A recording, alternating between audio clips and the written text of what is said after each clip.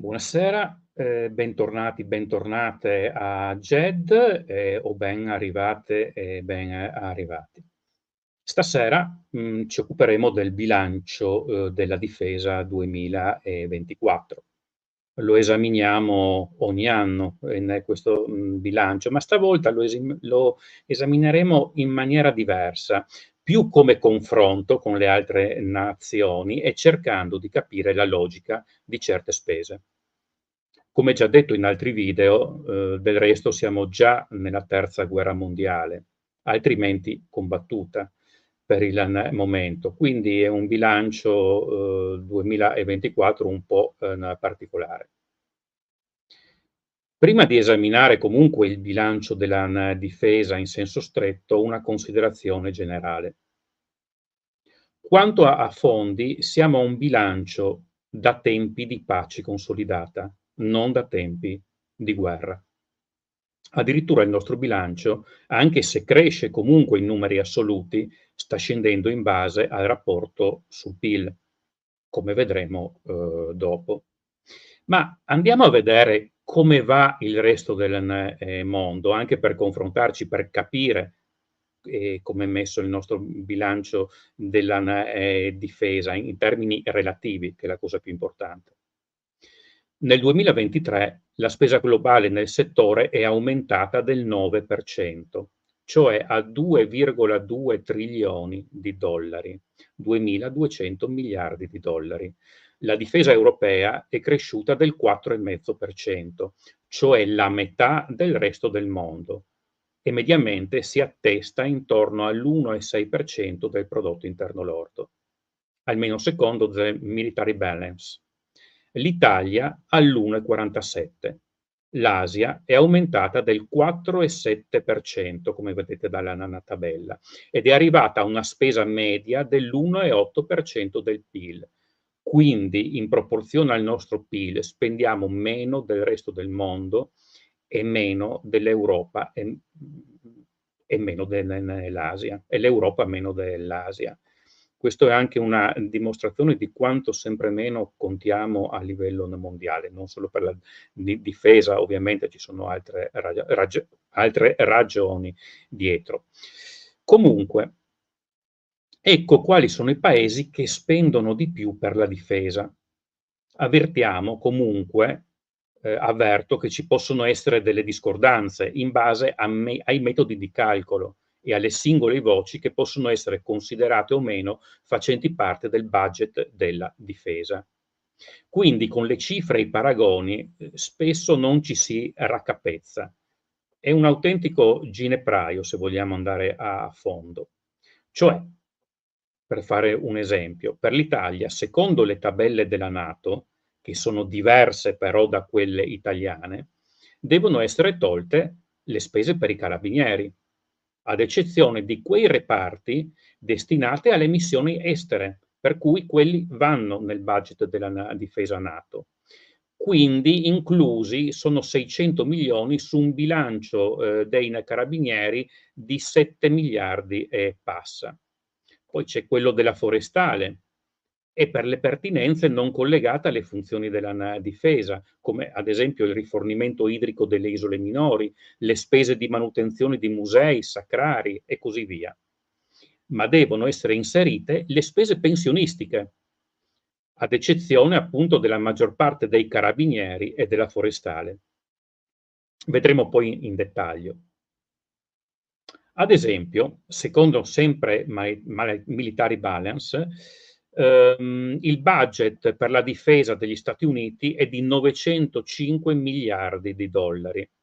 Secondo quanto pubblica Reed, mi fido di più, di 851 miliardi di dollari.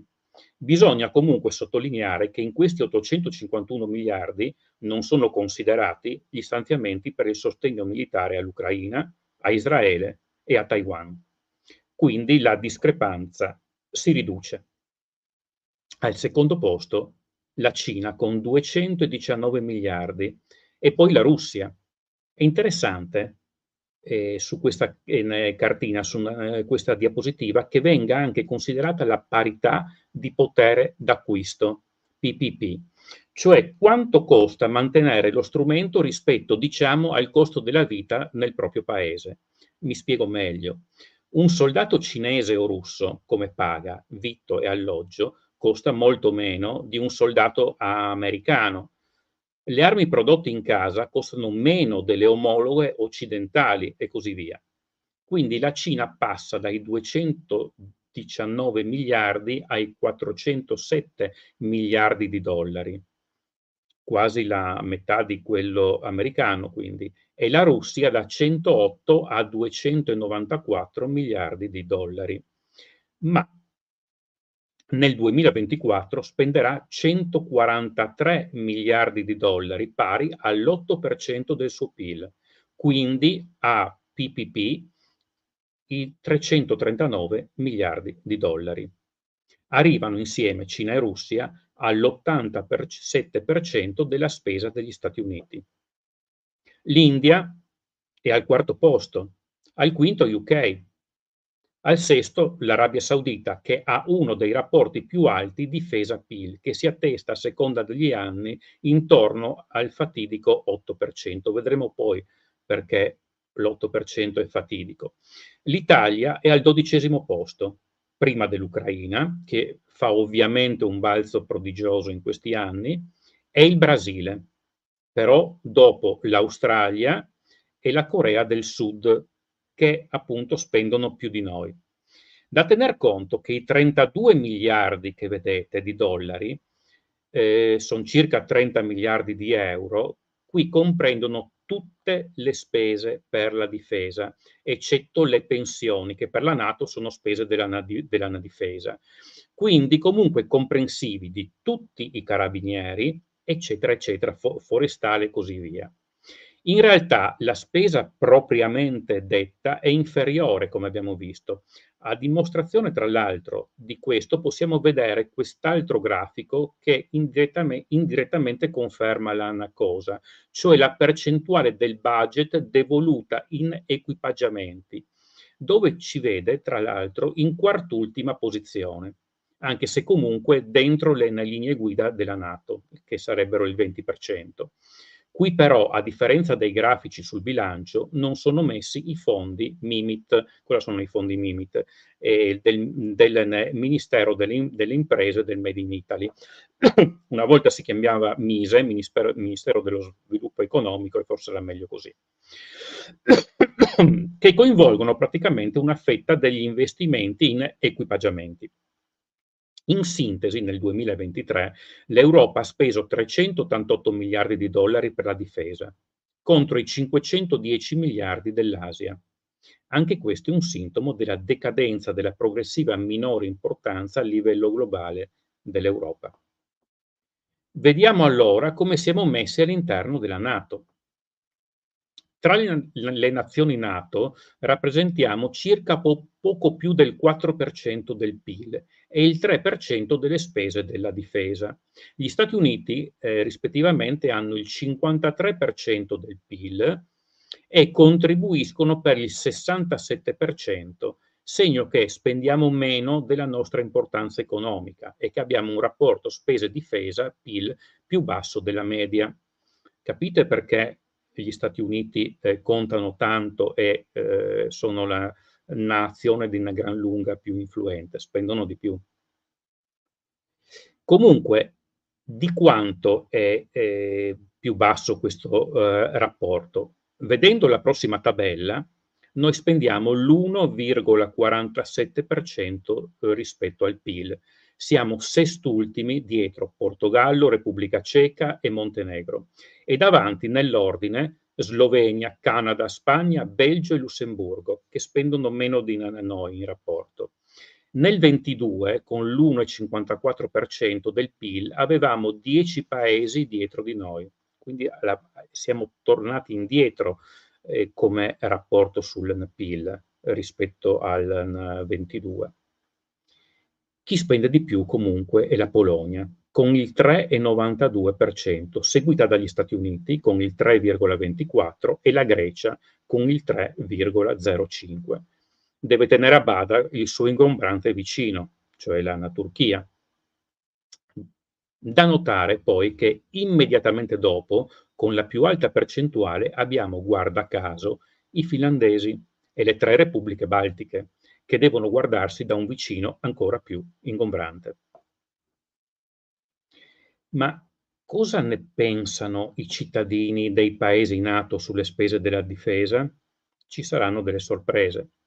Qualcuno potrebbe pensare appunto una certa insofferenza, vista anche molta propaganda pacifista a senso unico spesso, non tutti per carità, ci sono anche dei pacifisti veri, terzomondista e isolazionista. Non sempre i più chiassosi nel grande circuito mediatico sono i più numerosi. Cioè la presenza mediatica non è direttamente proporzionale alle preferenze. Il 77% dei cittadini è favorevole a un mantenimento o a un aumento della spesa per la difesa, cittadini europei. La percentuale si è notevolmente alzata con l'inizio della guerra in Ucraina. Nel 2021 era del 70%, con un 11% che vorrebbe diminuirle.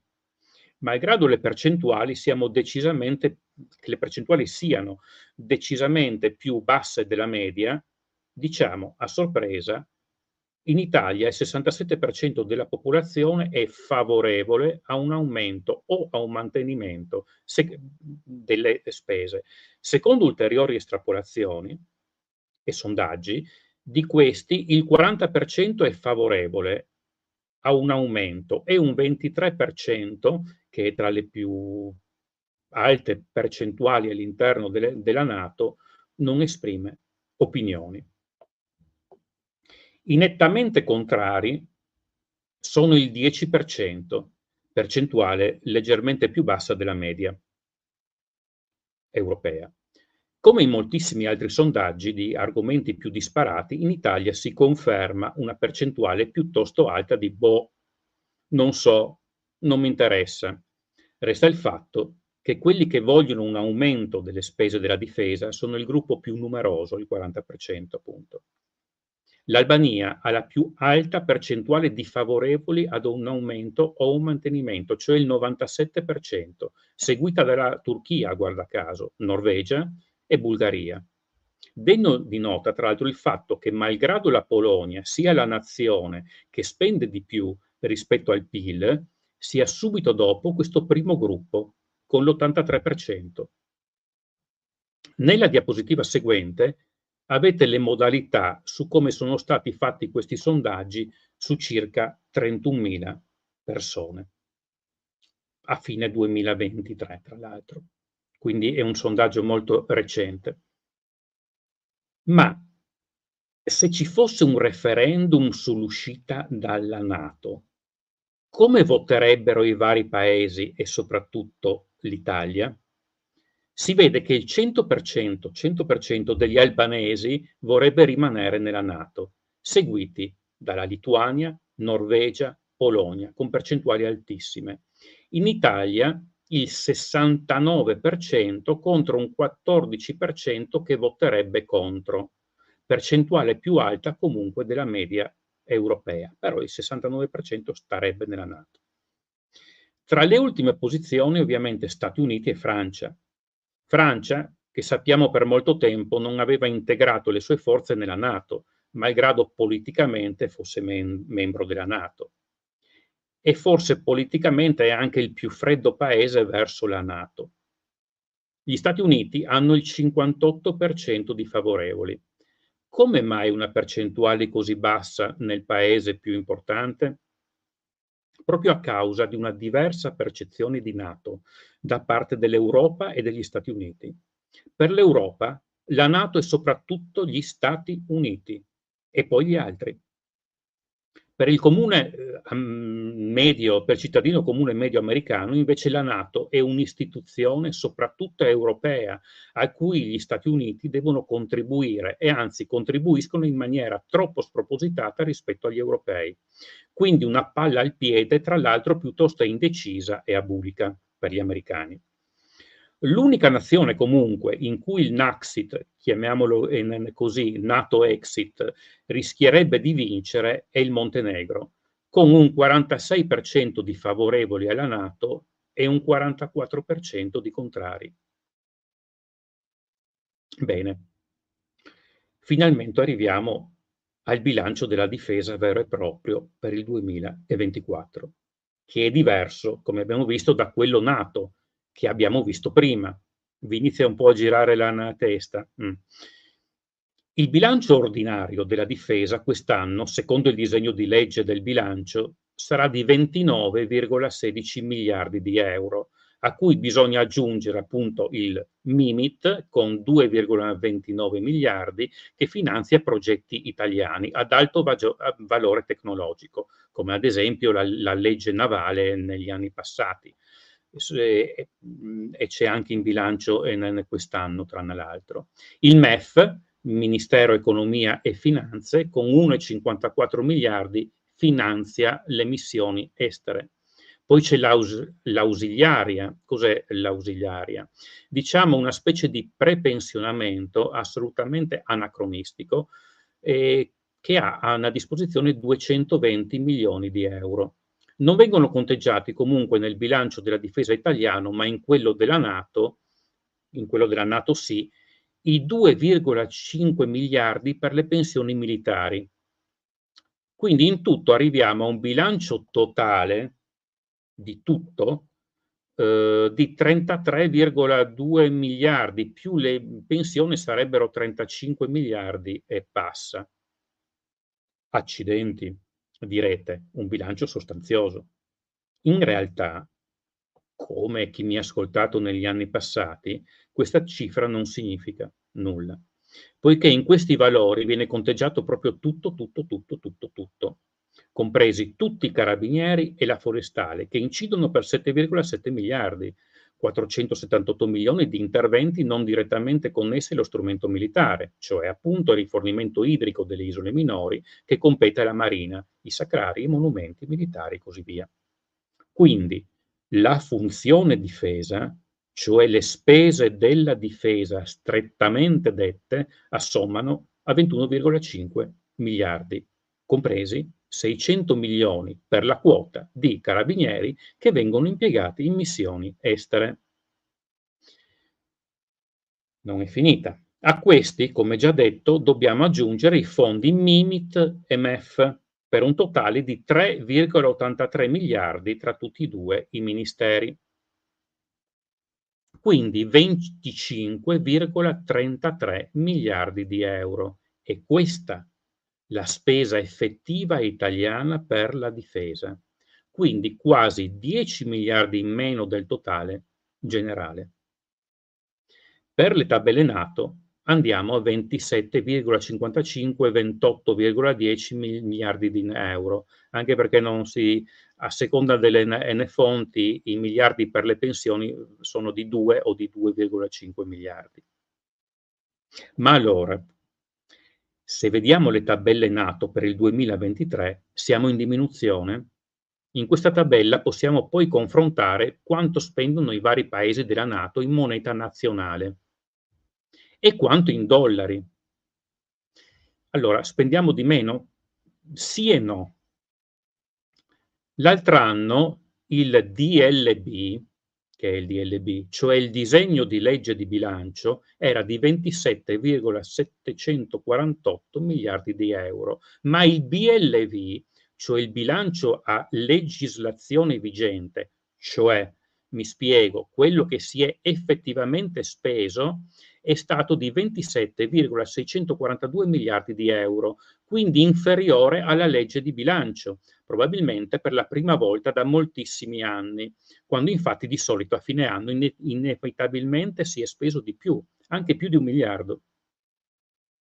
A sede di assestamento, a metà anno, si era prevista una spesa di 28,752 miliardi, quindi ben 1 miliardo in più che in effetti non è stato speso.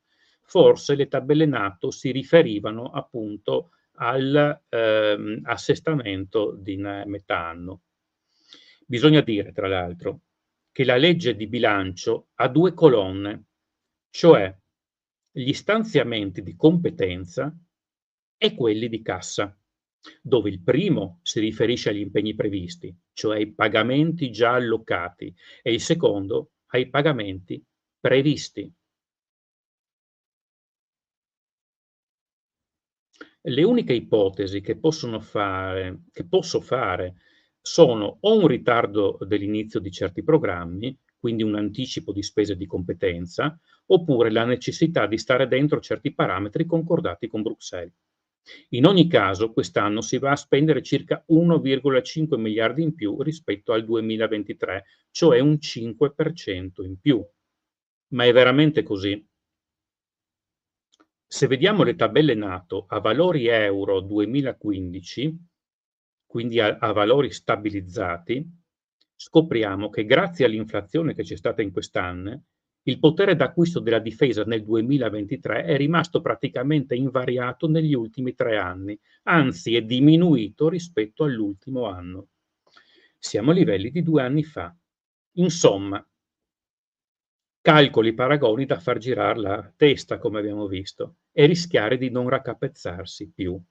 Inoltre, con questi aumenti che sono nominali, il 2% di spese della difesa sul PIL nel 2028, come promesso alla NATO, ma anche all'Unione Europea, non lo raggiungeremo mai. Tenendo conto della crescita del PIL, per arrivare al 2% necessitiamo di 13 o 14 miliardi in più. Prendendo per buone le tabelle NATO, e ho il sospetto che la NATO mandiamo cifre differenti di quelle del nostro bilancio, circa almeno 10 miliardi in più. Quindi dovremmo crescere comunque di 2 miliardi all'anno, ma probabilmente, secondo le nostre tabelle, di 2,5 miliardi. Credo che l'obiettivo sarà spostato nel 2030 invece che al 2028, oppure alle calende greche. Ma quanto incide il bilancio della difesa sulle spese generali dello Stato? Sembra tantissimo, vero? No, è il 3,3%, cioè ogni 100 euro spesi, 3,30 euro sono spesi per la difesa. La spesa per l'istruzione è al 4,3% del PIL, 70 miliardi. E sono troppo pochi, giustamente. Si spende poco anche per l'istruzione e per la sanità. Quindi circa l'8% della spesa pubblica, molto più del doppio di quello che si spende per la difesa. Per qualcuno potrebbe sembrare eccessiva la spesa del 2% del PIL in ogni caso e fare chissà che danni. Andiamo a vedere comunque le spese negli anni passati.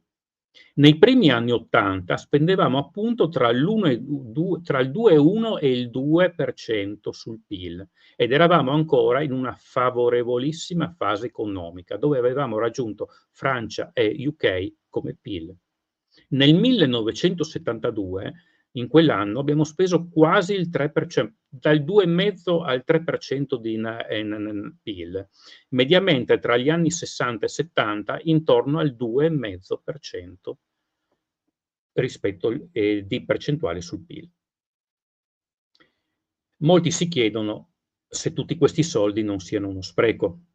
Comunque, come già accennato in altri video, le spese della difesa, almeno fino a un certo livello, sono uno dei massimi moltiplicatori di PIL, anzi il maggiore dopo quello dello spazio. Più sei produttore degli strumenti di difesa, senza bisogno di comprare all'estero, più moltiplichi il PIL. Ovviamente più le spese aumentano, meno ritorni hai. In questo momento, a seconda dei settori, gli investimenti della difesa hanno un rapporto di 1 a 2, 4, 3 e 5, a seconda un po', degli asset dove si va a investire. Cioè, spendi 1 euro e te ne tornano 3,5. La costruzione di un viadotto, ad esempio, arriva a 1,8 o di un ponte. Quindi, anche se il ragionamento è controintuitivo, me lo rendo conto, è proprio grazie alle spese della difesa, e non solo ovviamente, che si finanziano gli asili. E poi la sicurezza è comunque un investimento, sempre. Abitereste in un alto palazzo di una città che è senza vigili del fuoco? Stareste in una metropoli tentacolare senza forze di polizia? E il mondo che ci circonda non è esattamente Disneyland e nemmeno Gardaland. In generale, i modelli econometrici stimati per la spesa militare nel suo complesso, utilizzando i dati dei paesi sviluppati e in via di sviluppo, dimostrano che la spesa militare complessiva ha effetti positivi sul PIL, quindi un moltiplicatore maggiore di 1, fintanto che il rapporto spesa-difesa su PIL non supera il 4%. Tra il 4 e il 9 ci possono essere effetti sia di crescita che di decrescita in relazione alla struttura produttiva dell'economia considerata e della composizione della stessa spesa. Sopra l'8, quindi 9%, l'effetto è sempre di depressione del PIL. La Russia, per quello dicevo prima dell'8%, che è un numero fatidico, la Russia attualmente, come abbiamo visto, è all'8% del PIL. Riuscirà a mantenere questo rapporto senza ripercussioni sull'economia e il benessere? Benessere si fa per dire dei suoi cittadini? Quindi noi siamo ben lontani dal 4%.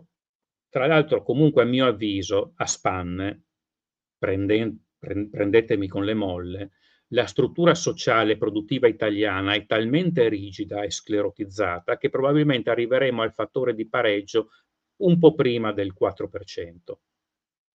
E comunque, più ci avviciniamo, meno vantaggi ci sono e altri tipi di investimenti potrebbero essere più produttivi. Ritengo che per la nostra sicurezza e per il massimo ritorno di investimenti, un rapporto sul PIL adeguato si andrebbe a inserire intorno al 2,2-2,3%, massimo 2,5%. Di più, per la nostra difesa non ci servirebbe. Fino alla fine del decennio scorso ci sarebbe bastato anche un 1,8% del PIL, ma siamo all'1,47%. Come si ribadisce.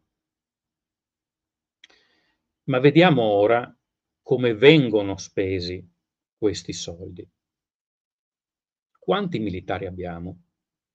Secondo le tabelle del 2021, che sono gli ultimi dati certi, ufficiali, diciamo così, dovremmo arrivare ad avere circa 92.000 uomini per l'esercito, circa 39.000 per l'aeronautica e circa 29.000 per la marina, che nel 2023 ne ha ancora di meno, non so se arriva a 28.000.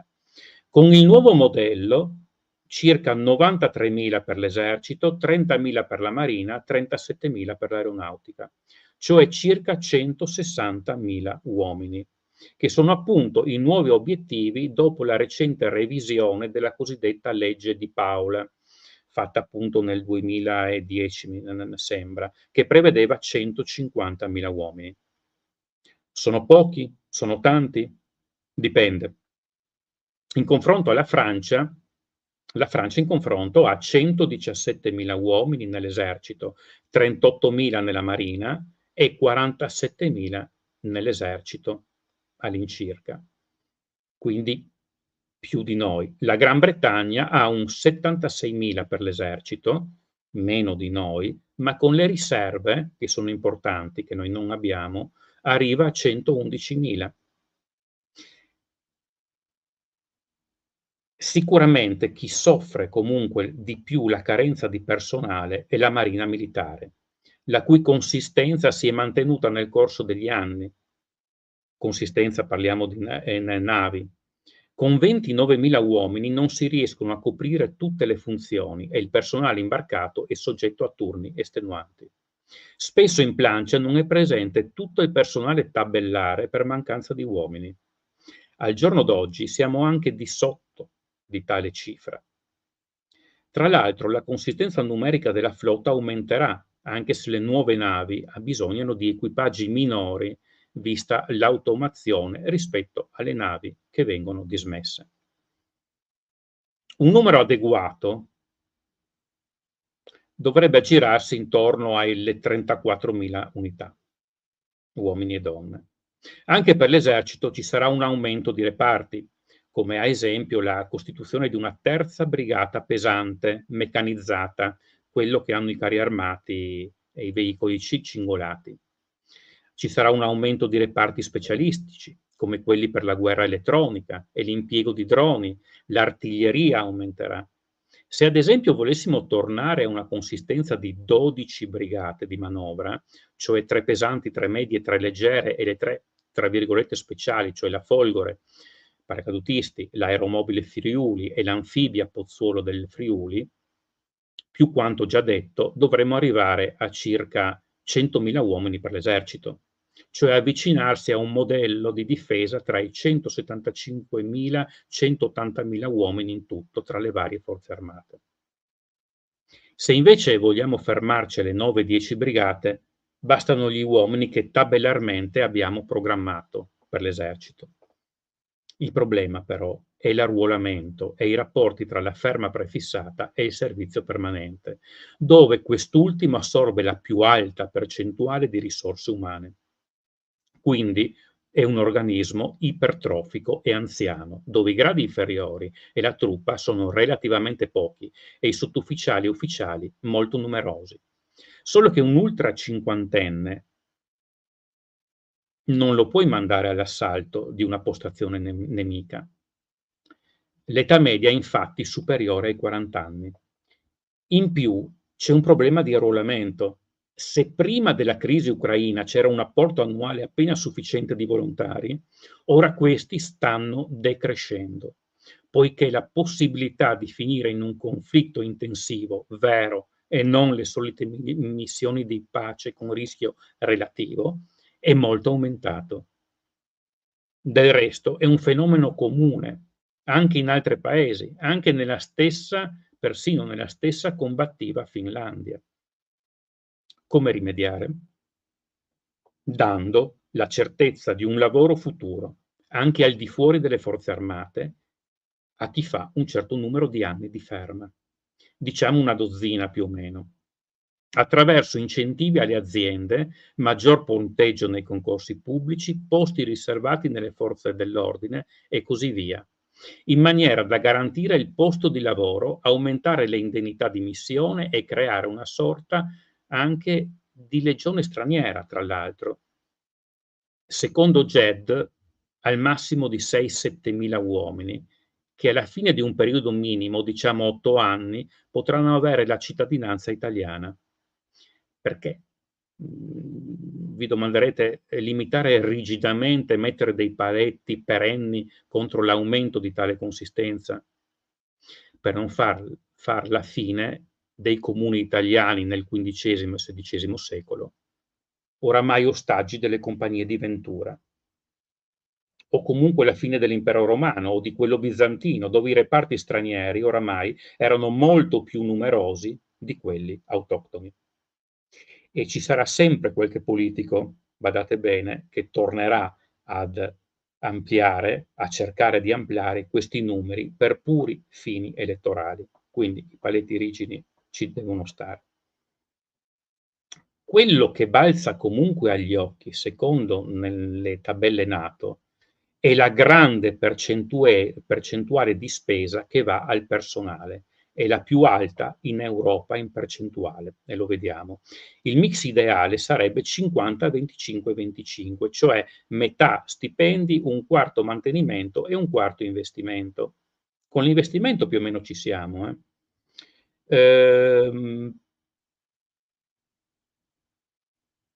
Come dire, i nuovi armamenti, se noi superiamo il 60% per il personale, vuol dire che spendiamo comunque tanto per gli stipendi, ma molto poco per l'esercizio, cioè per il mantenimento in efficienza dello strumento militare. Banalmente la manutenzione dei mezzi, dei camion, degli aerei e l'addestramento del personale, che scende a soli 1,8 miliardi di euro sui 25 miliardi. Quindi, se vogliamo aumentare e mantenere il personale, dobbiamo aumentare ancor di più i fondi per il mantenimento in efficienza di quello che di quello che usa questo personale, è il rinnovo e l'acquisizione di quello sempre che userà. In pratica, difficoltà a mantenere un numero di mezzi adeguato e ad addestrare uomini, cosa che di questi tempi non è proprio raccomandabile. Un buon addestramento può salvare la vita in certe situazioni.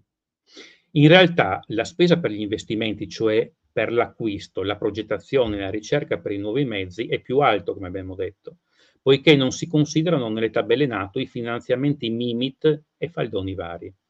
A SPAN l'investimento sale fino oltre il 25%, va dal 25 al 30%, e le spese per il personale scendono a circa il 56, da dati del 2022 però. Quello che è preoccupante è appunto la assolutamente insufficiente spesa per l'esercizio.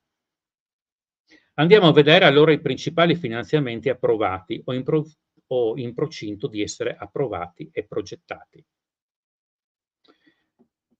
Nel settore terrestre spicca particolarmente il rinnovo della componente pesante. In effetti abbiamo pochi e obsoleti carri armati e veicoli da combattimento per la fanteria. Gli Ariete oramai sono inadeguati. Avremo in efficienza tra l'altro sino a 40-50 carri, se va bene, sui 250 originali. Il dardo per la fanteria sono ancora più inadeguati e praticamente difficili da ammodernare. Si sta pensando di trasformarli in droni terrestri, cioè veicoli unmanned, telecomandati, diciamo così. Se si pensa che nella guerra in Ucraina i russi hanno perso più di 2700 carri e gli ucraini circa un terzo di quella cifra a spanne, vediamo quanti pochi carri armati abbiamo. Sono stati stanziati 848 milioni di euro per l'ammodernamento, portandoli allo standard cosiddetto C2 e con un ammodernamento a spirale C3 per renderli ancora più efficienti e renderli comunque almeno nella media qualitativamente più o meno come la media dei carri occidentali. Anzi, per quanto riguarda le ottiche, i sistemi di puntamento quasi all'avanguardia. Saranno ammodernati 90 carri con l'opzione per altri 35, quindi 125 in tutto. Gli altri 75 che rimangono degli originali 200 sono talmente messi in brutte condizioni che sono troppo costosi da recuperare. Però quello che colpisce è l'approvazione di uno stanziamento quindicinale circa per più di 8 miliardi di euro, 8,2, per l'acquisto con costruzione in Italia su licenza di 132 Leopard 2 A8. Praticamente il più moderno carro che all'Occidente, anzi che avrà, poiché la produzione non è ancora iniziata, integrandolo con ottiche, condotte di tiro e apparati di comunicazione italiana, più altri 140 carri di supporto, cioè carri recupero, gettaponte, carri sminatori che si sono rilevati preziosissimi anche in Ucraina, che sono comunque sullo stesso scatto, anche se non hanno la torretta. E ben 15 miliardi per la progettazione e la realizzazione di un sistema di combattimento per la fanteria, detto A2CS, cioè Armored Combat System, sistema da combattimento corazzato per l'esercito. Qui vediamo il cosiddetto rendering, cioè un'immagine virtuale, poiché il progetto non è stato ancora definito. E dovrebbe vedere la realizzazione di 1050 veicoli nelle varie versioni: trasporto, fanteria, portamortaio, carro comando, supporto al fuoco, esplorante, praticamente un carro leggero con il cannone da 120 mm, l'esplorante, lo stesso cannone dell'Ariete, portaferiti, in ben 14 varianti. Tutti questi mezzi sono necessari per equipaggiare 3 brigate pesanti, di cui una probabilmente sarà stanziata in Bulgaria e in parte in Romania, dove si sta già predisponendo e costruendo una grandissima base NATO, molto più vasta di Ramstein in Germania, che è la più grande base europea fino adesso, che sarà, pardon, quella in Romania, proprio di fronte a Sebastopoli, vicino alle coste del Mar Nero, guarda caso. Poiché in Bulgaria l'Italia è alla guida del Battle Group NATO e ha un asset anche in Romania, dove le truppe NATO sono a comando francese.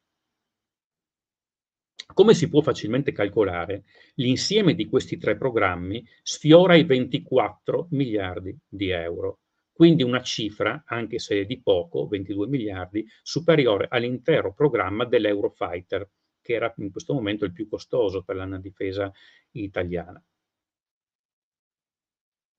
Il finanziamento forse più costoso però sarà un altro, come vedremo alla fine.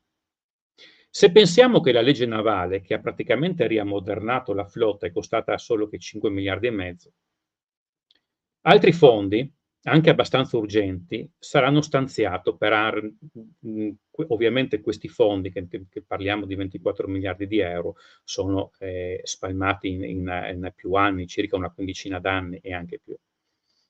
Altri fondi, anche abbastanza urgenti, sono le cosiddette armi V-SHORAD, cioè la produzione in Italia di missili a cortissimo raggio riproducibili in grandi quantità per la difesa antiaerea ravvicinata delle truppe e delle installazioni verso droni medio pesanti, missili, aeromobili e così via, la cui utilità tra l'altro si è vista in Ucraina, gli Stinger ad esempio.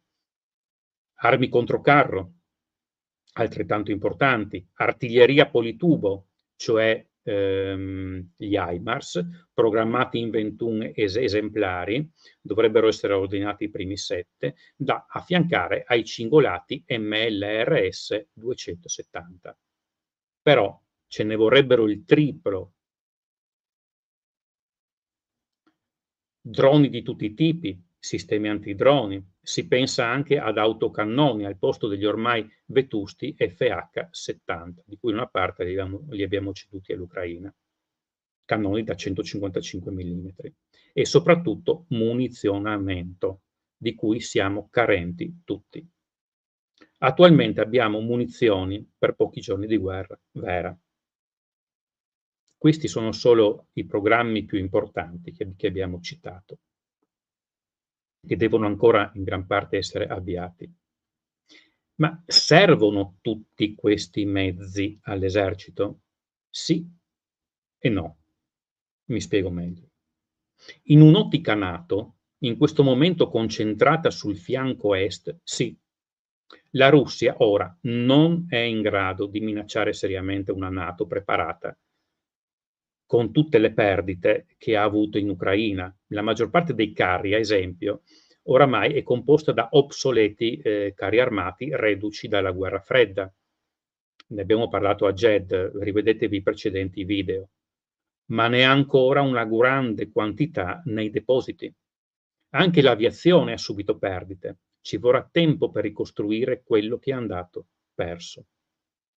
Ma non dimentichiamo che ora supera appunto l'8% del PIL del bilancio della difesa e che ormai sta trasformando la Russia in un'economia di guerra, come era la Germania nella Seconda Guerra Mondiale. Non sappiamo quanto riuscirà a mantenere tali percentuali, come abbiamo visto, ma sicuramente non tornerà al 4,2% precedente la guerra. Chi dice che dovrà riorganizzarsi per almeno 5 o 6 anni dalla fine della guerra in Ucraina, chi dice una decina, chi una dozzina, chi una quindicina. Personalmente GED ritiene una dozzina, ma sicuramente, se non cambia il regime, si ricostituirà e minaccerà altri paesi come la Moldavia e forse anche i paesi baltici. E una NATO debole sarebbe un invito allettante, soprattutto se gli Stati Uniti fossero impegnati contemporaneamente in Estremo Oriente. o un Trump presidente volesse ritirarsi dalla NATO. Però, da un punto di vista di esclusivo interesse nazionale, la nostra zona più a rischio è il fronte meridionale, il cosiddetto Mediterraneo allargato, e il Mar Rosso ne è un chiaro esempio. Noi siamo molto distanti dal fronte est, molto più che durante la guerra fredda, e il nostro contributo dovrebbe essere di seconda schiera. Come non si può pretendere, ovviamente, che una Polonia o una Germania si costruiscano una portaerei per affiancarci nel Mediterraneo, così forse non si dovrebbe pretendere che noi costruiamo un'ulteriore brigata pesante allo stato dell'arte per supportare il fianco est. Come la Germania o la Polonia ci manderebbero delle fregate o degli apporti aerei, noi non dovremmo fare lo stesso verso l'Europa. Cioè dovremmo mandare asset aerei, truppe medie o leggere o specializzati, aerei radar da guerra elettronica, ascolto e comunicazioni. Quindi meno carri e più navi aeree, più truppe cosiddette expeditionary, cioè aviotrasportate, anfibie, blindate, speciali, per essere mandate appunto nel Mediterraneo allargato, qualora servisse ovviamente. Anche se comunque una componente pesante è necessaria, ma forse 257 carri e 1050 A2CS sono eccessivi, soprattutto ora che c'è un acceso dibattito su quanto siano importanti oggi i carri armati, cioè i cosiddetti MBT, Main Battle Tank. In Ucraina la fanno da padrone all'artiglieria, i droni, l'intelligence, la guerra elettronica, con i carri messi ormai in secondo piano. Forse prima sarebbero da incrementare questi assetti. Finiremmo tra l'altro per avere quasi più carri della Francia o della Gran Bretagna. I francesi hanno 222 Leclerc, ne rimoderneranno 200, più ne hanno altri in riserva, 186.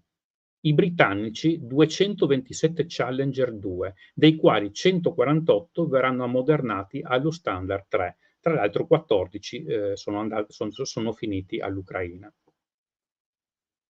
Il lato positivo della questione è che Leonardo, la nostra principale industria della difesa, inizierà ad avere un ruolo importante anche nel settore terrestre della difesa, anche se non a livello del settore elettronico ed aeronautico, dove se non ha la leadership è comunque in seconda posizione tra le aziende europee.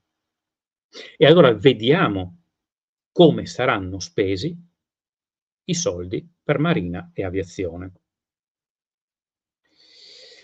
La Marina ha espresso la necessità di aumentare la componente della flotta di 3-6 fregate, una ulteriore portaerei, una ulteriore nave di rifornimento di squadra, 3 navi anfibie LPD per sostituire le 3 attuali classe Santi. Vediamo appunto nelle immagini sia le LPD che la classe Santi. Tra l'altro poi ha già stanziato i fondi per 4 sottomarini, destinati a sostituire gli ormai vecchi Sauro terza e quarta serie. Poi nuove corvette PPX, da 3 a 6 corvette, probabilmente saranno 4, per la vigilanza pesca, e le cosiddette EPC, pesantemente armate e destinate al controllo del Mediterraneo centrale, dove tra l'altro l'Italia guida un programma europeo in cui sono presenti Francia, Grecia e Spagna. 2 ulteriori fregate sono già state programmate, le cosiddette FREMM Evo, che sono un'evoluzione degli attuali e sono un ibrido tra le General Purpose e le antisommergibili, i 2 tipi di FREMM che abbiamo. Per cui evoluzione tra l'altro con radar più moderni, per cui arriveremo ad avere almeno 12 fregate. Sono a livello di riduzione del rischio di progettazione, cioè in fase finale di progettazione, 2 cosiddetti DDX, cioè caccia antiaerei per la difesa d'area della flotta. in realtà dei veri e propri incrociatori che dovrebbero arrivare a una stazza di oltre 13.000 tonnellate. Il Duilio, che in questo momento è in Mar Rosso, anche a lui un caccia antiaereo, ha circa 7.000 tonnellate, per confronto. Ma questo incrociatore caccia non sarà solo antiaereo, ma avrà un cannone da 127 mm come le fregate e che il Doria non ha, di tipo Vulcano, quindi con 80-90 km di gittata, antinave e controcosta, e missili sia antinave che land attack, probabilmente gli Scalp Naval francesi. Le esigenze della Marina per adempiere in maniera adeguata ai suoi compiti, secondo quello che dice la Marina, sarebbero 14-16 fregate, 6 caccia, 2 portaerei, 4 navi anfibie, una maggiore, appunto il Trieste, e 3 minori, le LPD. Il Trieste, tra l'altro, sarà consegnato quest'anno e sarà la più grande nave militare costruita dalla fine della Seconda Guerra Mondiale. Come tonnellaggio, ma come volumi in assoluto è la più grande. 12-13 sottomarini, 9 aerei antisommergibili. Noi non ne abbiamo neanche uno di aerei antisommergibili. Queste ovviamente sarebbero le esigenze, ma ovviamente molto difficilmente si arriverà a queste cifre, anche aumentando il bilancio della difesa. Con ogni probabilità arriveremo a 14 fregate, 10 sottomarini rispetto agli attuali 8. Necessario ancor di più sarebbe avere almeno il quinto caccia o incrociatore che dir si voglia. Ora ne abbiamo solo 4, ma in pratica 2, poiché i 2 caccia della Peng sono ormai obsoleti e infatti il capoclasse sarà dismesso a fine anno. E i DDX non arriveranno prima del 2029. Perché non solo questi forniscono la copertura aerea estesa per tutta la formazione navale o per i convogli, e la sorveglianza radar a lunghissima distanza, ha una portata, il radar attuale dell'Anduilio, di più di 400 km, quello dei DDX avrà una portata ancora maggiore. Ma in caso di necessità anche al territorio nazionale, quindi protegge anche lo spazio aereo nazionale. Un'altra componente che vorrà potenziata sarà la sorveglianza marittima di cavi in fibra e delle pipeline energetiche, seriamente a rischio come abbiamo visto. Pare che siano allo studio mini sottomarini supportati da una nave appoggio specifica, sottomarini di circa 800 tonnellate per la sorveglianza, e droni sottomarini non solo per la sorveglianza, ma anche per il contrasto di minacce. La Marina, senza queste unità che abbiamo riassunto, rischia, vista la moltiplicazione delle possibili minacce, Mar Rosso, Hormuz, Oceano Indiano, Mediterraneo centrale, di andare, come si dice, in overstretching e di non avere abbastanza navi per tutto. Un po' comunque come tutti i paesi occidentali, chi più e chi meno, noi più. E veniamo per ultimo all'aeronautica. Nei prossimi anni dovremo concludere l'acquisizione della flotta di Gulfstream G550 in varie configurazioni, cioè aeroradar, conformal, electronic warning, i cosiddetti ISREV, cioè SIGINT per le intercettazioni di tutti i segnali di comunicazione, compresi i telefonini, e per l'attacco elettronico vero e proprio. Forse verranno acquisiti altri due mezzi, oltre ai 10. I CAEV si sono rivelati utilissimi nel fornire informazioni all'Ucraina, anche stando dentro i confini NATO. Immaginatevi allora la portata dei loro sensori. Così andremo ad avere probabilmente la miglior flotta aerea di questo tipo a livello europeo. Saranno acquisite batterie per la difesa antimissile, sia di tipo SAMP-T, come quelle dell'esercito a medio e lungo raggio, sia quelle a corto medio raggio MADS, basato sul missile CAM-R. Quello missile, se ricordate una delle prime trasmissioni di JED, ne abbiamo parlato, quel missile che Di Maio, come ministro, voleva cancellare. In tutto avremo tra esercito e aeronautica 11 batterie di SAMP-T. L'esercito acquisterà oltretutto 6 batterie MAZ che ha chiamato per l'esercito Grifo, con l'intenzione di acquisirne comunque altre 3.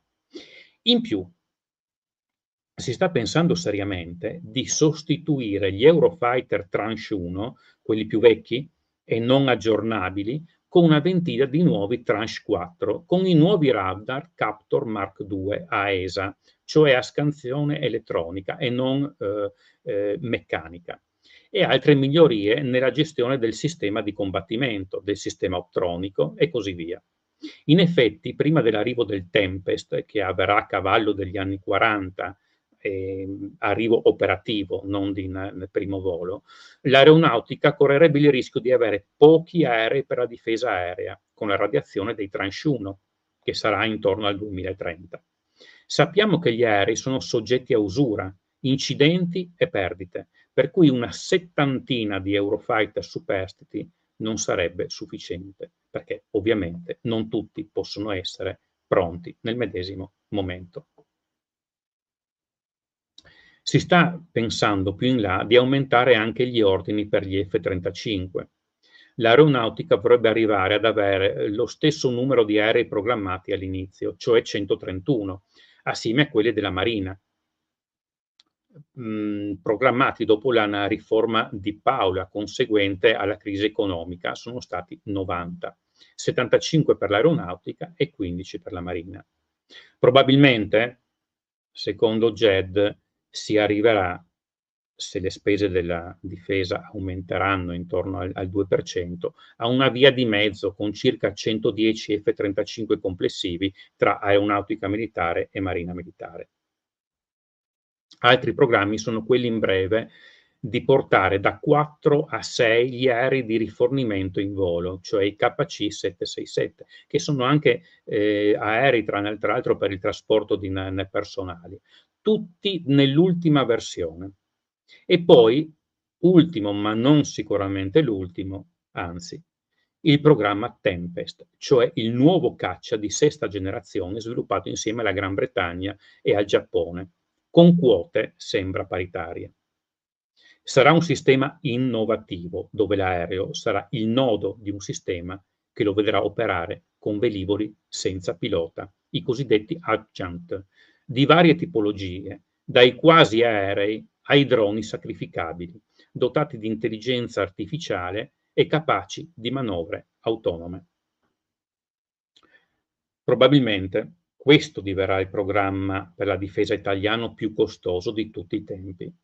Il costo totale del programma previsto, ma di solito aumenta poi, è di 50 miliardi di euro per tutti e tre comunque i partecipanti. Quindi all'Italia aspetterebbe 17 miliardi di euro, ma probabilmente si supereranno abbondantemente i 20 miliardi di euro, fino alla produzione dell'ultimo aereo. Questo sarà oltre il 2050. Il costo di ricerca e sviluppo è previsto di circa 25 miliardi da qui al 2035. Hanno previsto per l'inizio della produzione, ma i tempi per gli aerei non sono quasi mai rispettati. Probabilmente si arriverà tra il 2037 e il 2038, ma il primo reparto operativo appunto non riuscirà ad arrivare prima del 2040-42. L'Italia ha già stanziato 8,8 miliardi di euro da qui al 2035, o almeno prevede di stanziare. In questo momento mi pare siano già stati stanziati effettivamente 3 miliardi e mezzo o 4 miliardi. Ecco in estrema sintesi quali sono le spese della difesa, soprattutto italiane. Una cosa è ben chiara: per produrre tutto quello che è già programmato, che abbiamo detto, il bilancio per la difesa necessariamente dovrà aumentare, e di molto.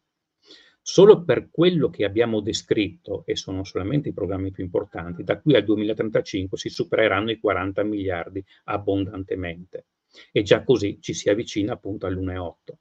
Quindi anche se il ministro della difesa si protende in Geremiadi con l'Europa per l'impossibilità di arrivare al fatidico 2%, causa i limiti di bilancio imposti in sede comunitaria, e lo fa per allentare tali vincoli, tutto è oramai programmato per riuscirci.